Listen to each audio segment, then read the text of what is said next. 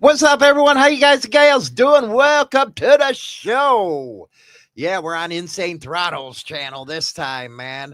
We're going to be talking about the difference between Harley riders and sports bike riders. Yes, Beezer gave us this title. China Dow's going to be coming up. She actually has experience with both Harley riders and sports bike riders, so we're going to get her opinion on this coming up, baby. Rev the engine, hear the roar. Bike a truth down to the core. Hollywood's voice cuts through the haze. 30 years in the outlaw maze. Insane throttle, no lies, no frills. Riding hard through the biker thrills. From the clubs to the open road. Real talk, man, the story's told. Oh, yeah. What's up there, China Doll? We got today's topic, Harley riders versus sports bike riders. I think there is a big difference between the two, especially the cultures. Now, you started out in the sports bike rider deal. Yeah, I did. How is it different than, say, let's just keep it simple, the Harley riders subculture? Well, the ride is totally different. I mean, you get off one of those sport bikes and your back hurts. You get off a Harley and you're fine. Sometimes you feel like you literally just got off a horse, but depends on the length of the ride. But the group of people are different. Mm-hmm. I mean, sports bike riders, the ones that I knew, they're very snobby and stuck up. So you think they were snobby? Yeah. The ones that I knew were What age range were they? 20 to 27. That is the younger ones. Yeah. Well, I was that age at the time. Because I know my old butt wouldn't be able to get back on one. I actually remember that one I had. I sold it after a day. You rode it once and that was Because enough. I was like, I came home and I was like, I'm going to kill myself. Yeah, you rode it This one thing's time. too fast. I'm going to kill myself. You're like, oh my God, it goes so fast. And I'm like, this isn't going to end well. Yeah, this ain't going to end well. So Hollywood had to get rid of it. It was gone. It was gone. Next day. See ya. Bye, Felicia. It was gone. But with it being such a young group, yeah. I think, because you don't look at the videos and the pictures of it, just the difference between, I guess, how more active they are at that age than cruiser bikes. Mm-hmm. Well, in the group of people, it's like the conversation and I don't know, just the way that they carry themselves are, in my opinion, at that time, a lot different. Did they dress like freaking all in body armor like they do now? Yes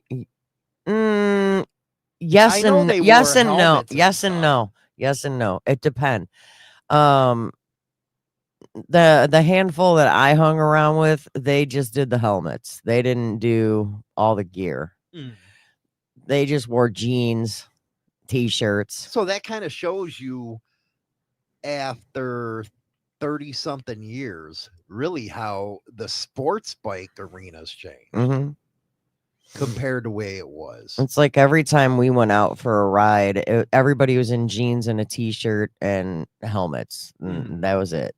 They didn't have, and they, they had the boots on, but they didn't have the leathers and all that. But, that was a long time ago. And now it's like they dress up like, what is that Power Rangers? I call it the Power Ranger dress up. Anybody that I see riding them now, you see them they've got the whole suit on, plus the helmet and the gloves. And they think that's going to help them going 180 miles an hour. hour. It doesn't matter what time of year it is. It could be like the hottest day of the year and they still wear all of it. And it's like, I'm glad they're being safe, but at the same time, dude, aren't you hot up in there? That's hotter than hell up in that one, man. But their parties are different too, I think. Just they're more tame. Just some of the stuff that I've saw. They don't party as much as a Harley rider would. Mm-mm. And They- there's no problem with that, but I have to say they have hotter women than us. But I'm right on that one. Yeah, it's like very And tame. they actually welcome women in. Mhm. Nowadays, Harley riders finally do after 30 something years. But it's always been where they don't care if a woman was on a bike. Hell, they can ride a bike better than men. They didn't care even back then. They didn't care about the color of your skin. They didn't care what sex you were. They did not care, just as long as you rode and loved the ride. They didn't care at all. And that I find was a big difference, especially going from that in the way early 90s to meeting up with you, 93, 94, whatever. And the people that all the Harley riders that you hung around with compared to what I just left was a big change for me. It's like I felt like I had to be a different person. Ouch, I didn't know that. Well, because it's not what I was used to. I mean, the other ones I kind of fit in because I grew up in an area where I was stuck up and snobby, so I kind of fit in. But then when I went with you guys, like you and your buddies and all your friends and whatnot, I felt like I got to actually be myself and not pretend to be something I wasn't. You know what? I gotta call you out. I gotta call you out. Why? You're always saying you got to be yourself, but Myself, I'm not a snobby, stuck up person. So being around back then those, you were. being around, no, I actually wasn't. Being around them, it was a totally different atmosphere than when I met up with you and met all your friends. So going back to their parties. I was just going to the bar and having beer. That was it. So you never got to go to one of their Uh-uh. rallies. No, wasn't with them long enough. Oh, yeah. See, I ain't gonna go there. Well, after the accident, that I saw, it was probably about 2 weeks later, and we broke up. So that accident have anything to do with it? It probably did, because of the fact that I told him I won't go back on that bike, like ever. After what I saw, and he didn't. He wanted somebody to ride with, so. Oops. It was see ya. Yeah, I got dumped. Just because I wouldn't go back on. Well, after seeing the accident you did, you really can't get blamed for that. That's just my opinion. That was a bad accident. It was extremely, and it wasn't because he was riding like a fool. He hit gravel. He hit gravel, and it ended after that. I mean, he was going above and beyond as far as speed. I don't think we should have been going as fast as we were, and we were on back roads, but it's like I'm actually the gravel was tame the on end. back roads. The gravel was the end of his demise. Well, those sports bikes don't handle gravel too well. No. Now, they were really popular, and you know what? Black Dragon actually had a lot to do with this, with that Biker Boys movie. When the Biker Boys movie came out, I think it really upped the sports bike arena. More people were coming into it, because like you said, it's what, 20 to 27. That's a group. It was a great movie too, by the way. Well, because Kid Rock's in there, and I like Kid Rock. Yeah. He bounced between racing and having a chopper. So there was a little of that in there, but the way it was portrayed, I think he did a good job in helping that out, because a lot of their parties are like that. And it's always funny to see one of them sports bike riders interact with one of the clubs that are like ours. It's just like it's like two different freaking universes. but I think they have the love for motorcycles just like we do. I think that's our common ground, but I think that's really where it stops. We're more heavily into customizing our stuff, as far as paint jobs and all that, and I guess you know what, because they're really into beefing up their bikes and stuff. We are too, but not as much as them. Stock, they still go 180. Now they want to go 280. I just think it's a different kind of ridership there compared to ours, which is what, 25 and up that we get, but we're mostly old fogies. Majority they call us as old fogies. Majority of the Harley riders that I see now, I mean, being that we're in our 50s, are probably over the age of 35 and above. You don't see a lot riding around on Harleys under the age of 35 in this area. That's why they call us grandpas. They do. They call us grandpa riders. Well, if the shoe fits. Well, it does. They have a lot of urban riders, a lot of tech enthusiasts, a lot of freaking adrenaline junkies compared to us, where we just want to sit back and chill.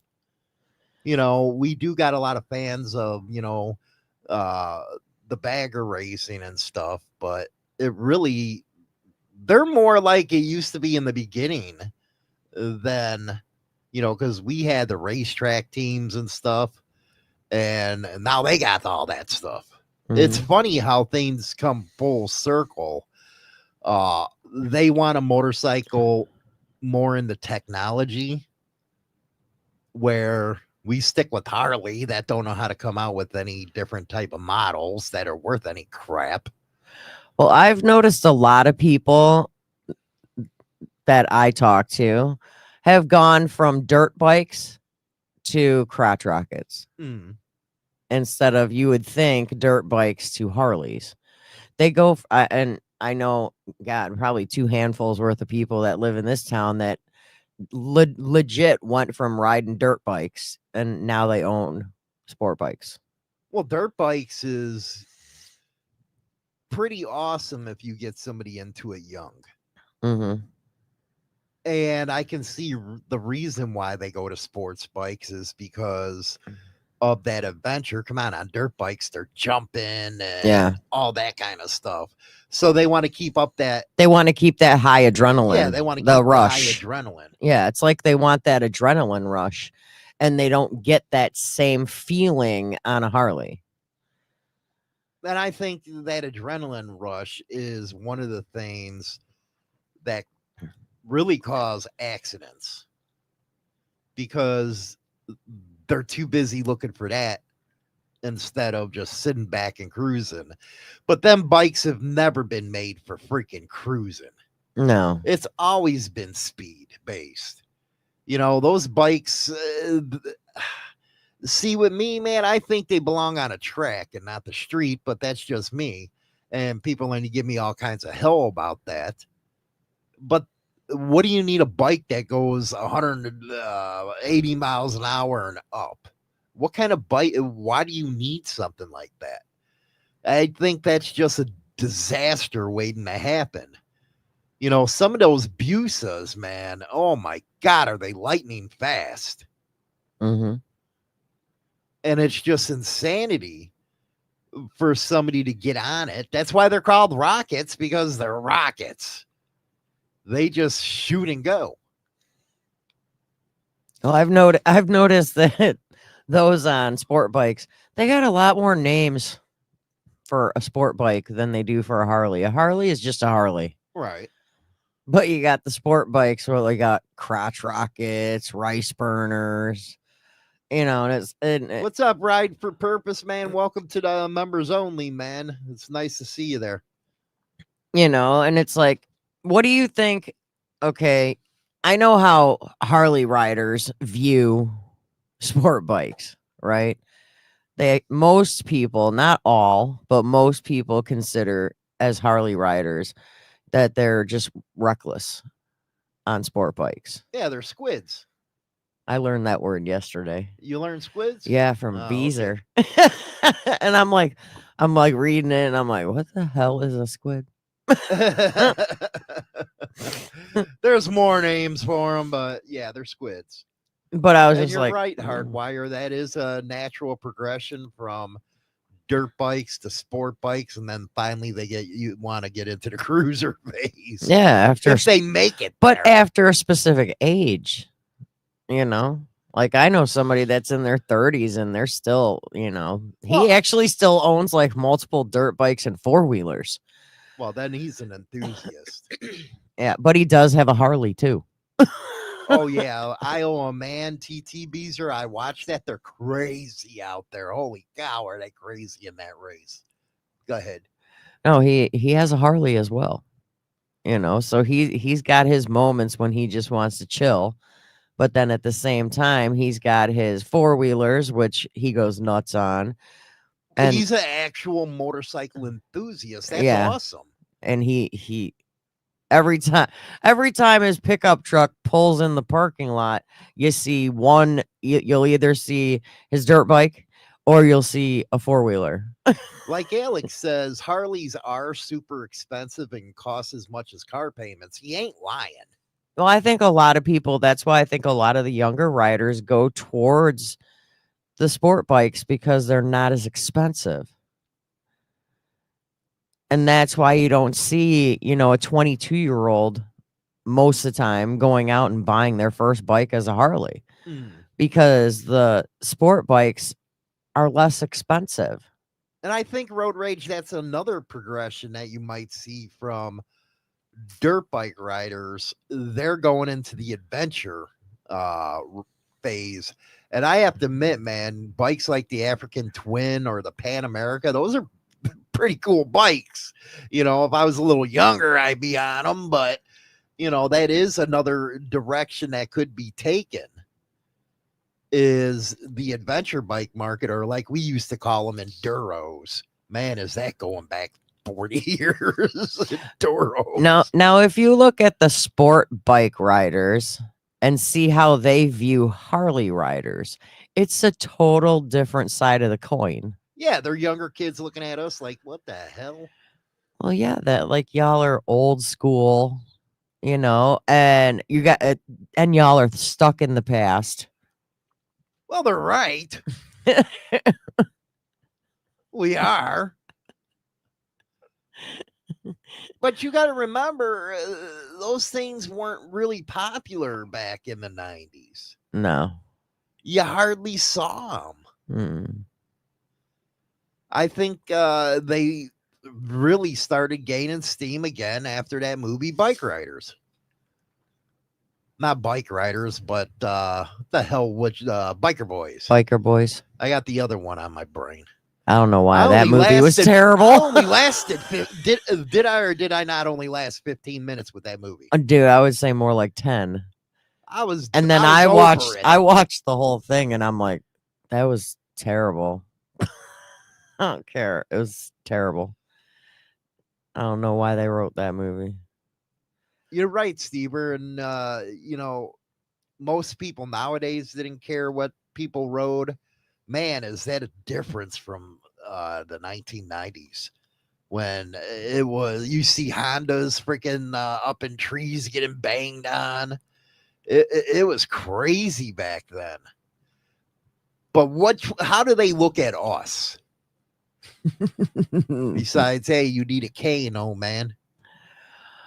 Well, according to the stereotypical views, it says sport bike riders view Harley riders as old school, stuck in the past, overly loyal to an outdated brand.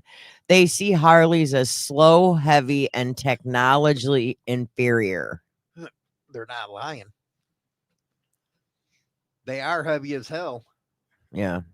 I made the freaking because I was going back and forth. I got two bikes, and one of them I don't ride that much. in the summer. If you have two bikes, you usually have a backup and it just sits there. So I was going through the back and forth, keep the Electra Glide or keep the Road King. And I've been crying and whining about, man, that Electra Glide's too damn heavy. It's killing my damn knee. And it don't help you have somebody that jiggles on the back. On the Road King, she stays still as hell. So I decided, you know what? I'm just going to sell this freaking bike because it's too hard on my knees. Even though she likes it so much, it's time for you to adjust. So I can see where sports bike riders are like, yeah, they're freaking heavier as hell. Mm-hmm. You know, that Electra Glide was at 900 pounds. Well, even a person like my stature can hold up a crotch rocket better than a Harley. Well, yeah, that's why you see a lot of women on it. Because they're lighter.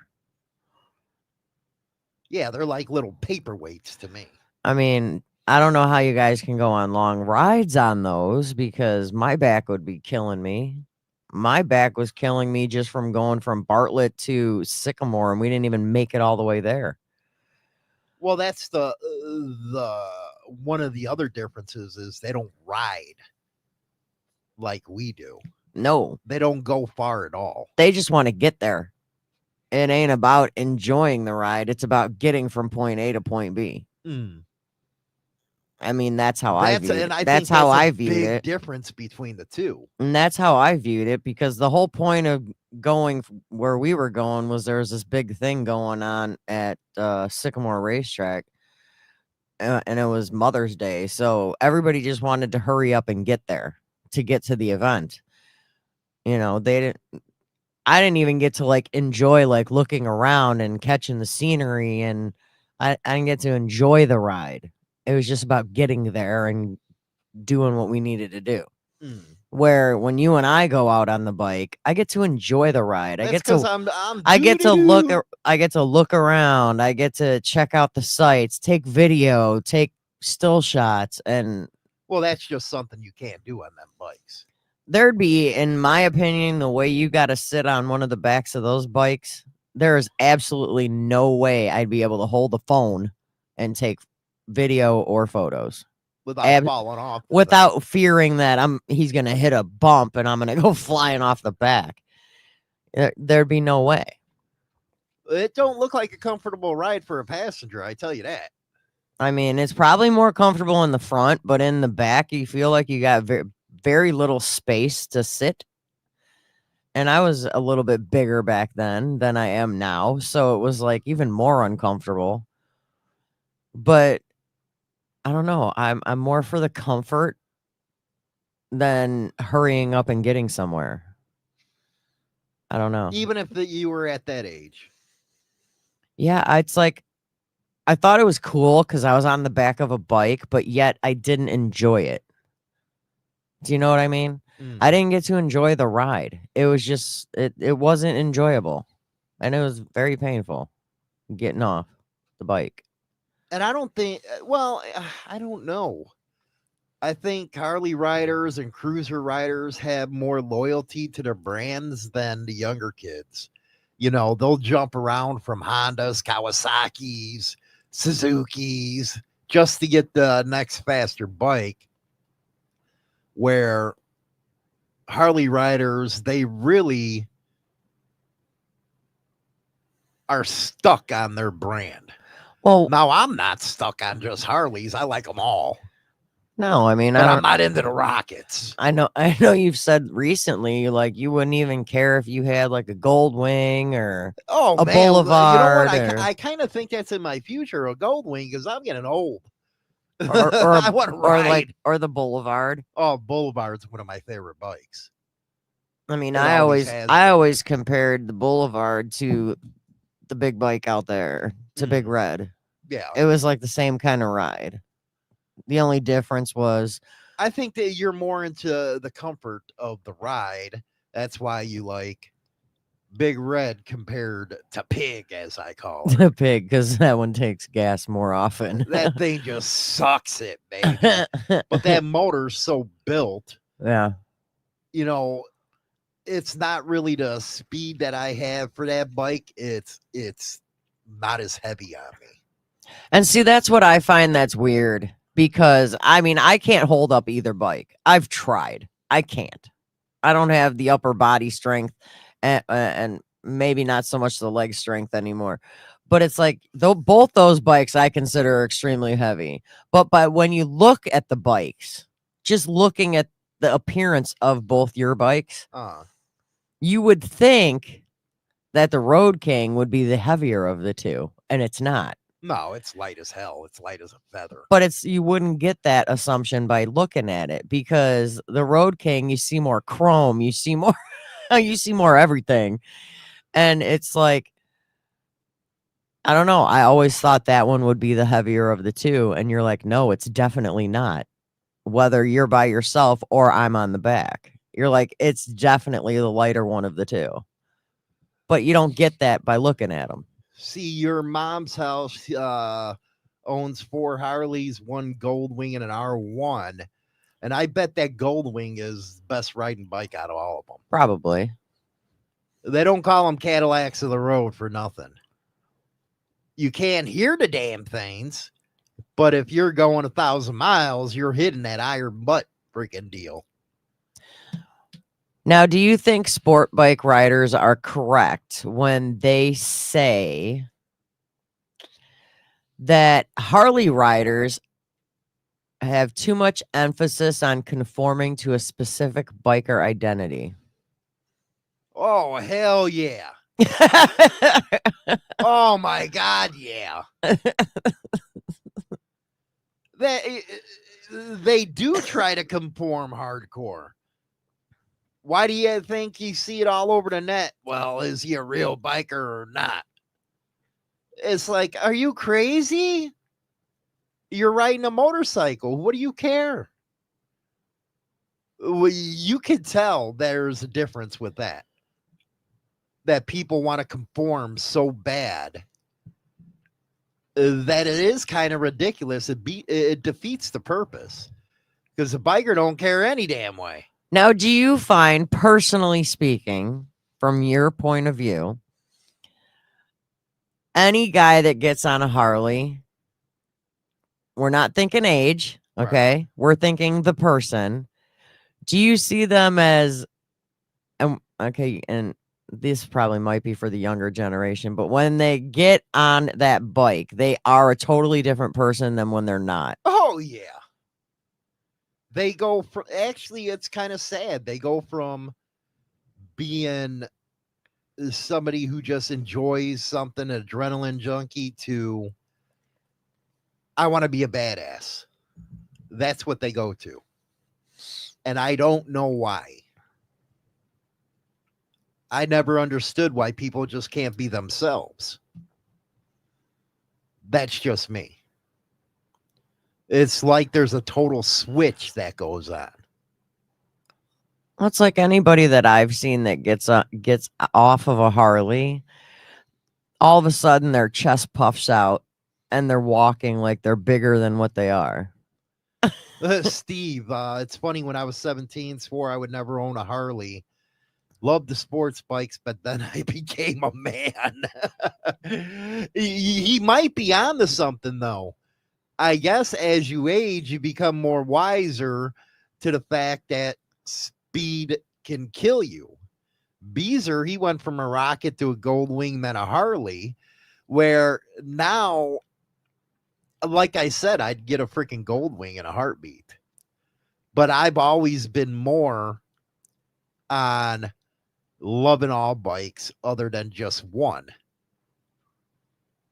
You know what I mean? Oh, yeah. Well, there's been so many different bikes over the past 30 years that we've had in our garages, or in some situations I've had so many bikes when we didn't have a garage, they'd be in the front room of our house. Well, yeah, it happens. If we could get them in the door. But it's like, there's been so many different kinds of bikes that you've had. Yeah, it was never Harley only. No. I think I've had more Suzukis than I have Harleys. Mm-hmm. And I just think because it's a better damn ride. And then once you got a Harley, then you'd have a Harley, and then your other bike would be a not Harley bike. And it's funny, I always rode the other bike other than the Harley. Uh-huh. It's like the Harley would come out only for specific situations. Frank, lower center of gravity seems to be more comfortable to me. Don't screw around with interstate either. A stripped down, older, bobbed out Softail. I seen one of them. Some of the pictures that he's, and I got to admit, man, some of the younger guys can still build. And the hardtails, it's just like, oh my goodness. Dopey, if you need to slow down in life, buy a Harley. You to tell he's a sports bike rider.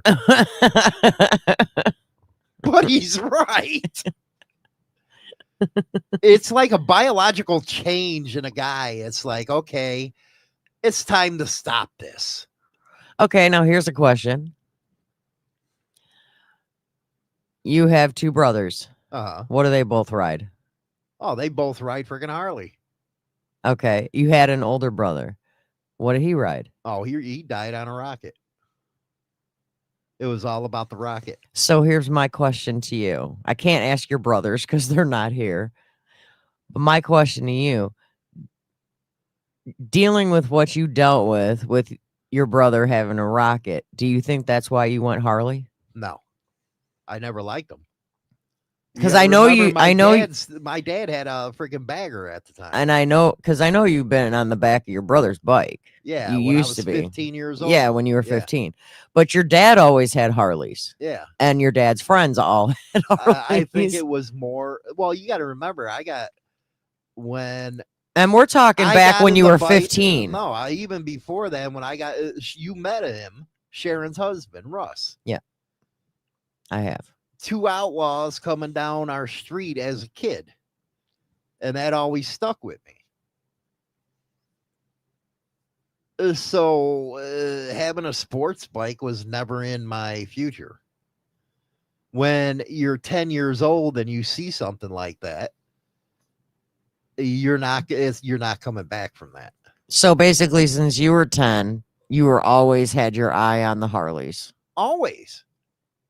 I was just curious. I never asked you. You know, as a 10-year-old, you see these 2 outlaws coming down your street, and you know your best friends with one of their kids, and you just see them hanging around, drinking beer, partying, having fun.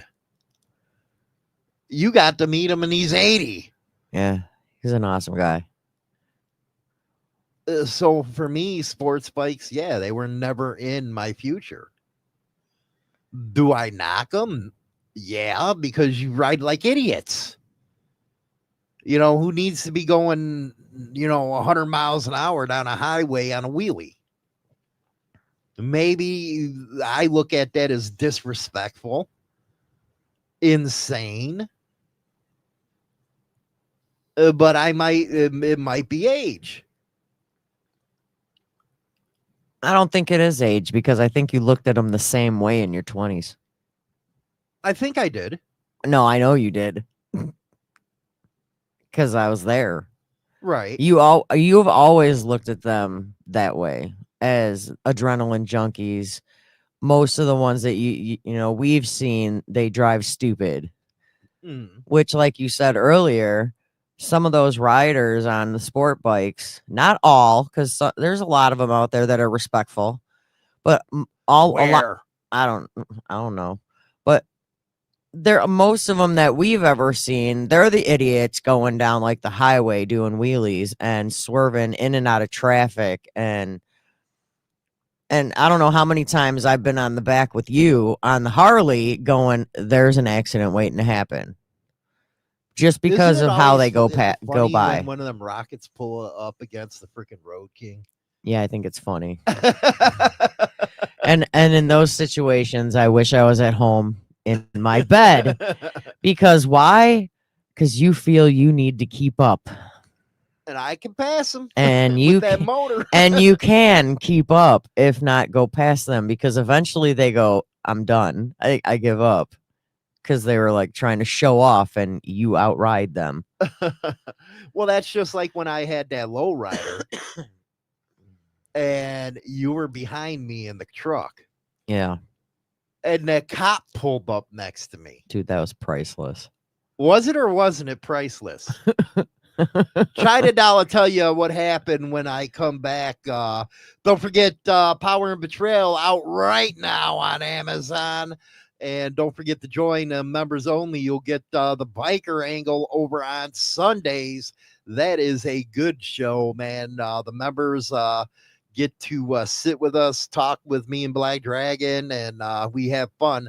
We'll be right back, and China Dollar tell you the story. Rev up for some raw, unfiltered world of motorcycle clubs in Power and Betrayal by James Hollywood Machikari. This gripping true life memoir exposes the brotherhood, betrayal, and brutal risk of biker life with death, prison, and shattered dreams. Follow Machikari's journey as the loyalty turns toxic in a world of roaring engines and outlaw codes. Perfect for the biker culture and true crime fans.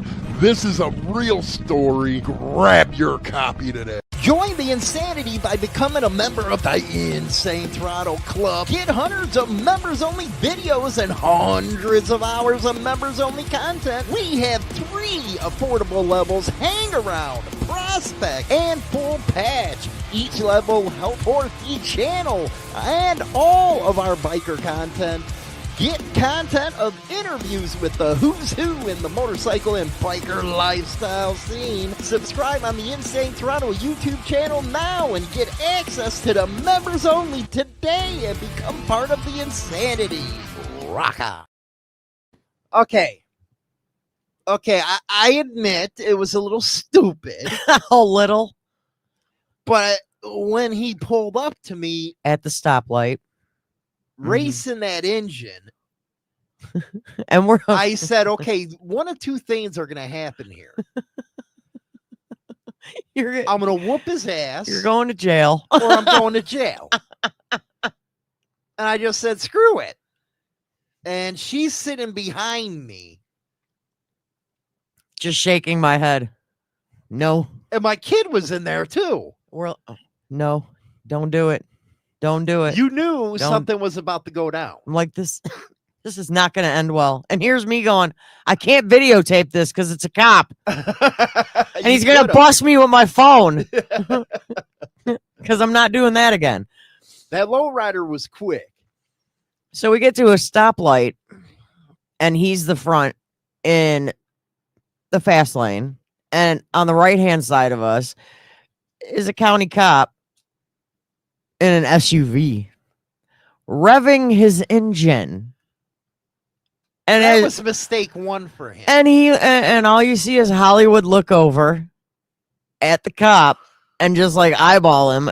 And then as soon as I seen him look over at the cop and seen that the cop was revving his engine, I just instantly started shaking my head. No, She was I'm doing like- it to hope I see her. I'm like, no. And I'm like waving my hands and I'm like, don't do it. Don't. So what As soon happens? as I looked over and eyeballed his ass. And you're looking at him and he's revving his engine even more while you're looking at him. I'm like, dude, what are you doing? He's gonna do it. So next thing I know it, the light turns green. And you waited 2 seconds before you went because the cop went, and then all of a sudden you see Hollywood flies past him, and I'm like, I was waiting for the cherries. and then here's the scary part. Cop pulls up behind him at the next stoplight. And I'm like, oh man, it's going down. Because you passed him. You flew past him. You even gave him a 2-second head start. And you flew past him. And I'm like trying not to keep up because I'm not going to be the one getting pulled over. Yeah, there she is, letting me take all the rap. So we're in the turning lane at the next stoplight. Everybody's turning left, and it goes Hollywood. And everybody saw it. Yeah, and it goes Hollywood, county cop, and then me. And I'm like, I'm behind, and I'm like, okay, the light's green. and you gun it around the corner. He guns it around the corner. And then I'm like, oh shit, here it goes. Just waiting for the cherries to pop. They didn't.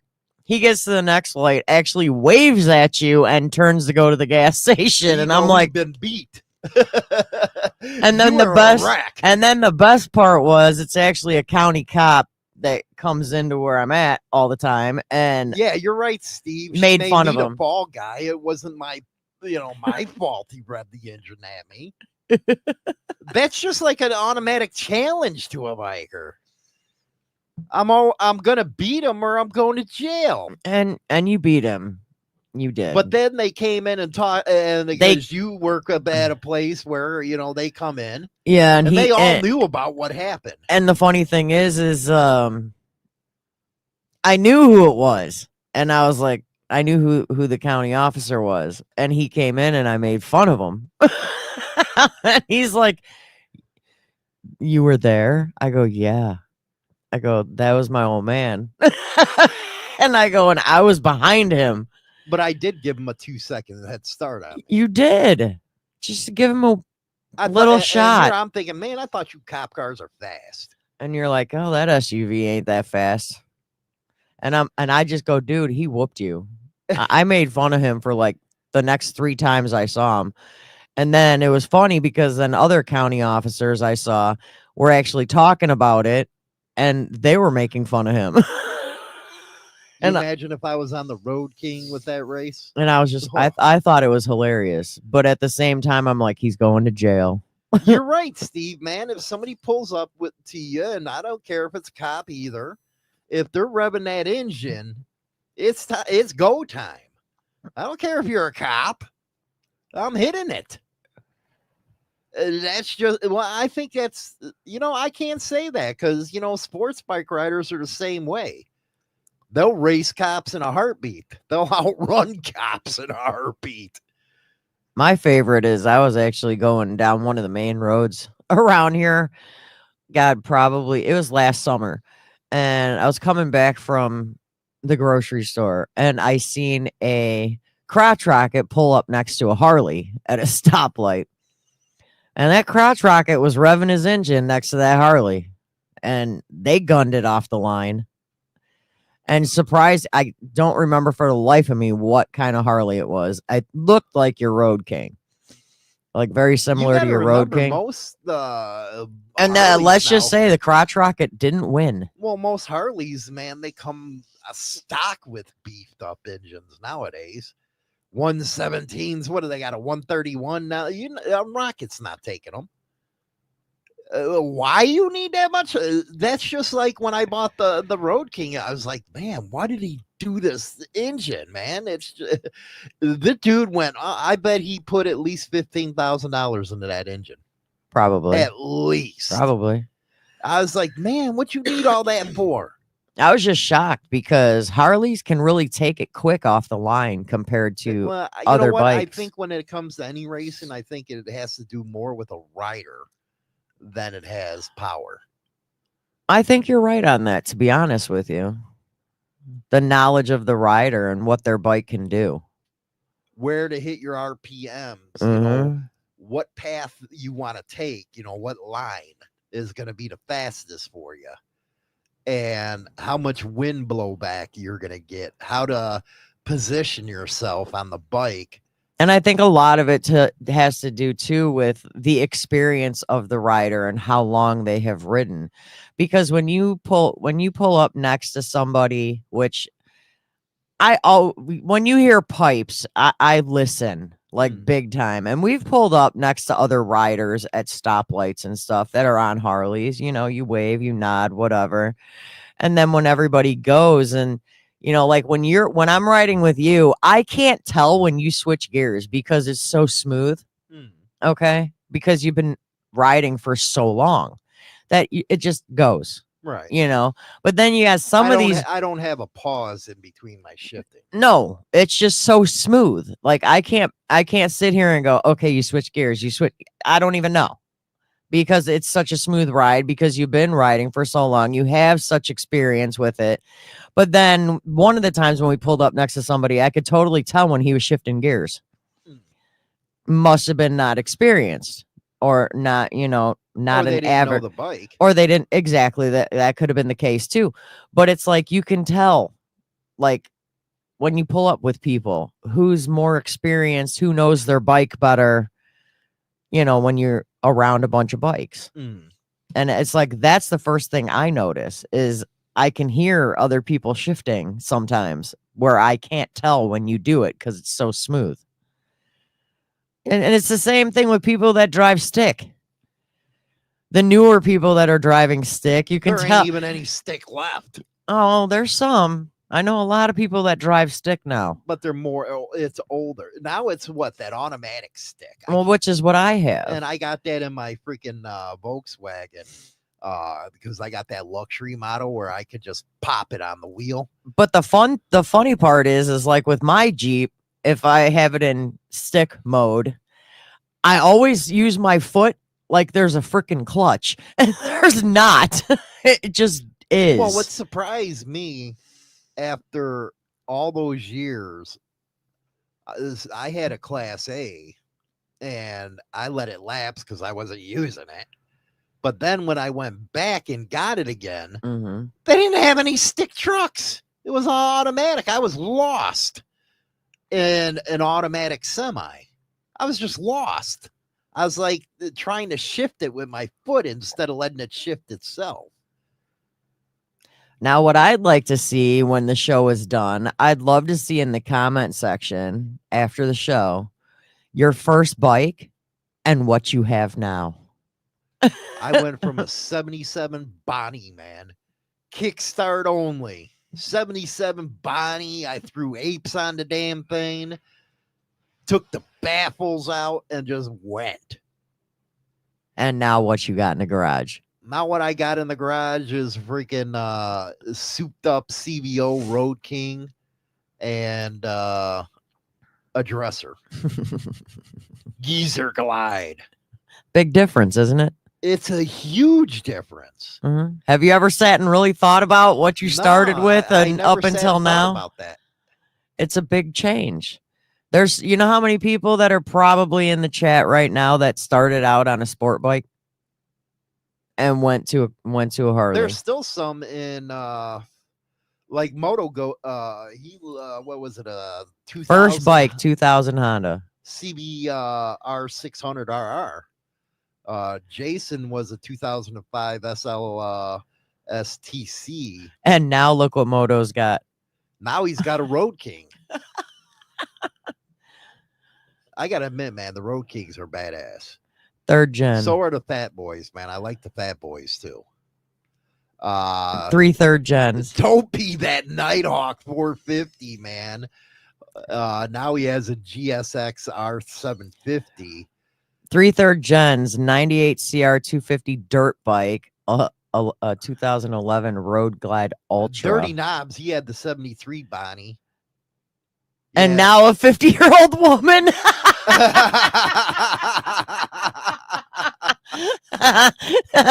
That's a big difference in rides, isn't it, Dirty Knobs? Beezer, he started on Cow, and Claire's first bike was a 78 RD 400.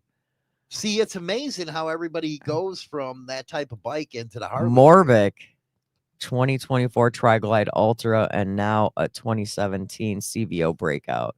An R6, now he has a Street Bob. Ride with Purpose. A 78 Honda Hawk.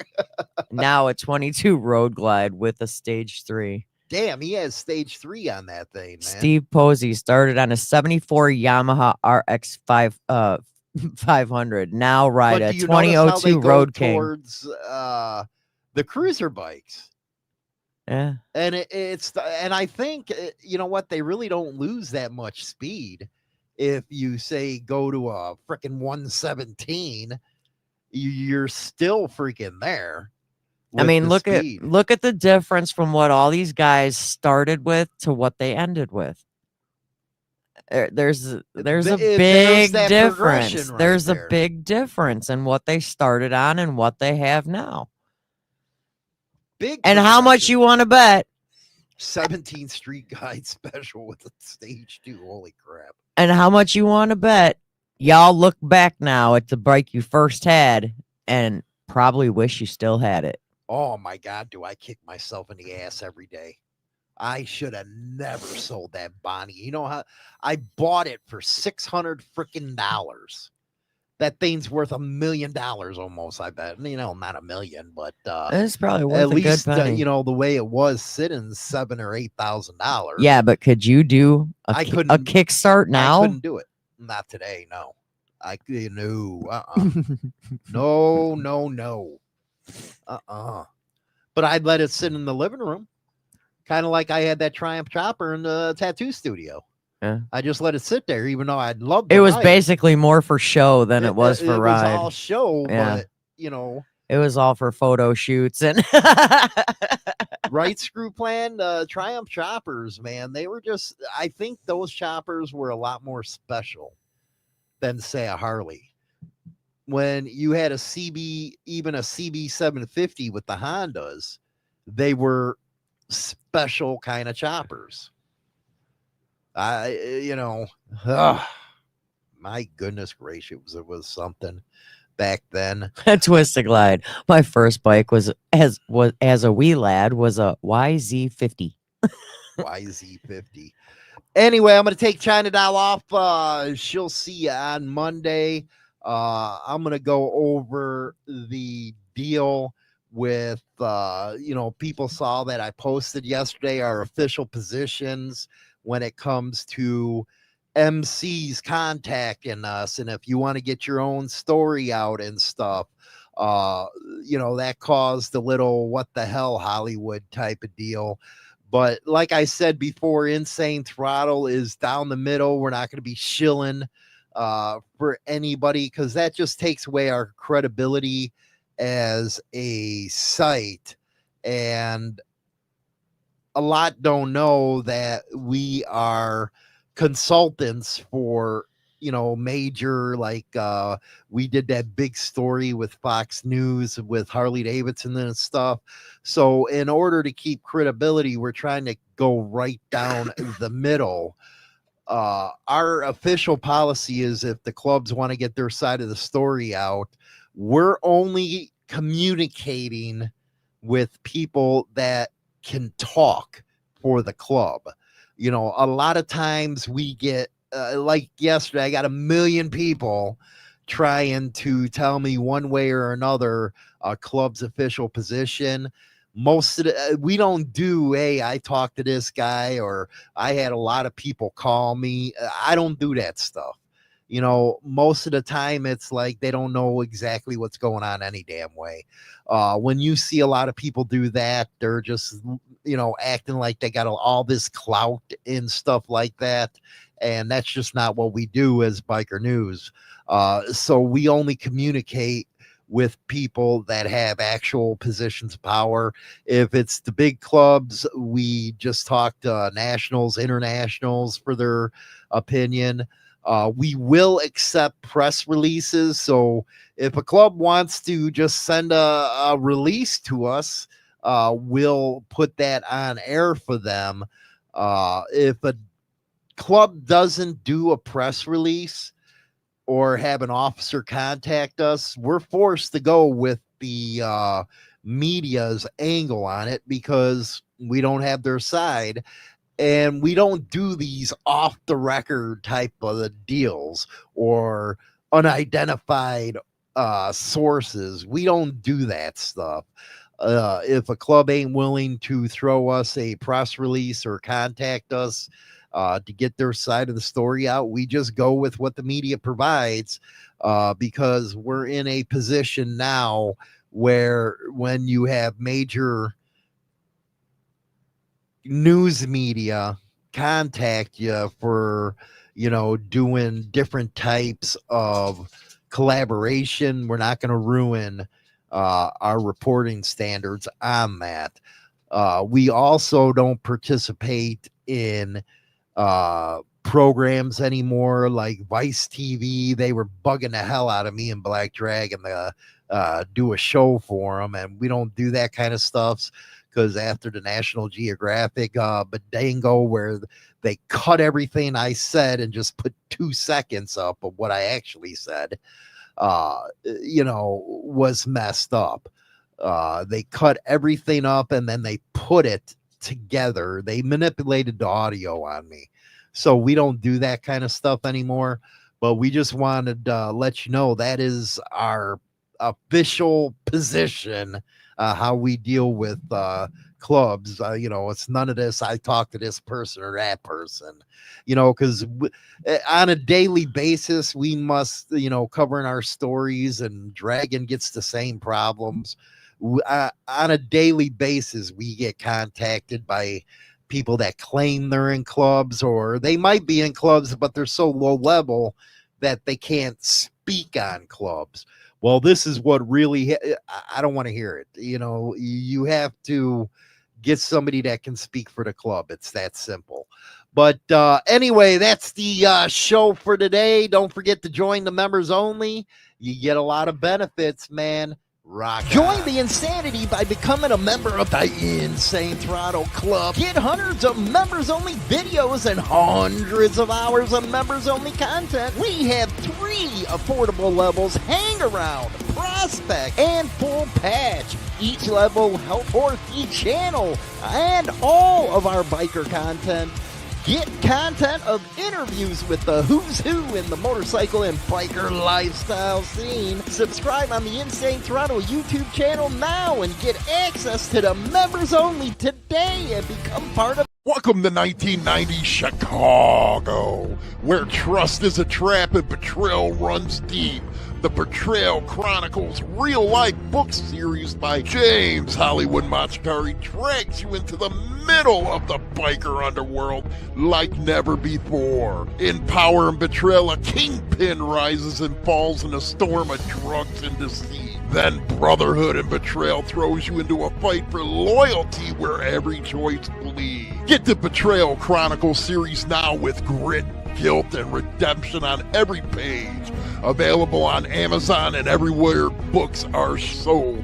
Also available is autographed copies by James Hollywood Machikari on www.insanethrottlebikernews.com.